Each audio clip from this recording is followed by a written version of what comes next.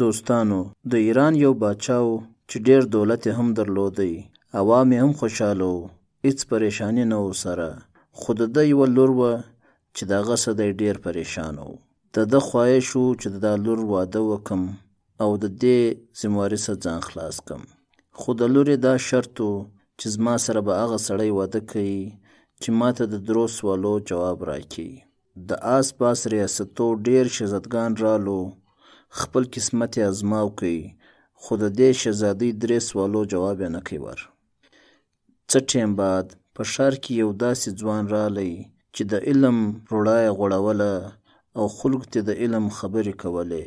دی چې په دې خبر سو چې د شهزادۍ 3 سوالونه دي او ډېرو خلکو ځان پر کتلی دی، یو چا هم جواب نه دی ورکړی.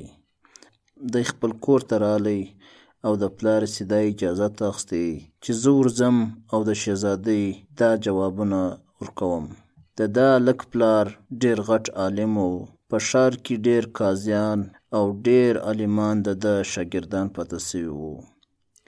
دا پلار یې دا زوی ته وویلې چې داسې نه وي چې ته ورسې او د دې سوالو جوابونه نه کې ور، بیا به ته ډېر د شرمندګۍ سره مخامخ کېږې. د هلکو پلار ته وویلې چې بابا چې ډېر ښه خلک د دې سوالو جواب نه دی ورکړی، که ما چیرې جواب نه کوي ور نو هېڅ کیسه نه ده. اخر د دا زوی د ضد څخه د پلار مجبور سو او د زوی ته اجازت ورکړي. دا زوی د میل بخوا روان سو. په ښار کې دا خبره د اور رقم پیلاو سوه او هر سړی په دې خبر سو چې د فلاني عالم زوی محل خواته روان دی او د هغه 3 سوالو جوابونو ورکوي. محل د وزیرانو او د عام خلکو ډکو، باچا پر تخت ناستو او شهزادۍ هم ناسته وه. دا ځوان هلک شهزادۍ ته مخامخ ودرېدی او شهزادۍ اول سوال پر وکړي. د شهزادۍ اول سوال دا و چې یوه د شهادت ګوته یې پورته کړه. د دې په جواب کې دا ځوان 2 ګوتې ورته پورته کړې. شهزادۍ و دا ځوان ته وویل چې شاباش، ستا جواب درست دی. دویم سوال شهزادۍ دا پر وکړي چې یو توره راواخیسته او هغه یې په هوا کې وچلوله. په محل کې ټول خلک بیا حیران سو چې د دې به څه جواب وي، خو دا ځوان د جیبه یو قلم راوکښی او لاس یې پورته کوي. شهزادۍ بیا ورته وویلې چې شاباش، ستا جواب صحیح دی. په محل کې خلکو مبارکیانې شروع کړې چې مبارک دې سه، تا 2 جوابه صحیح ورکو. په دې دوران کې شهزادۍ 3م سوال وکړي. هغه یې داسې سوال وکړي چې د دې و تخته مخکې چې کومې سیلیانې وې پر هغه باندې راشوه سوه او برته وخته او پر خپل کرسۍ باندې کښېنسته. د محل خلک بیا ټول حیران سو چې د دې به څه جواب وي، خو دا ځوان په خپل زړه باندې لاس ونیوی او شهزادۍ ده ته مبارکباد ورکړي او ده ته شاباشۍ ورکړي او خپلې کمرې خواته روانه سوه. د شهزادۍ پلار یعنی کې دا باچا و دا ځوان ته وویلې چې دا څه ماجرا ده، دا زما لور څه سوالونه درڅه وکړو او تا څنګه جوابونه ورکو، ما ته صحیح جوابونه راکه کنې ستا سر به در قلم کم.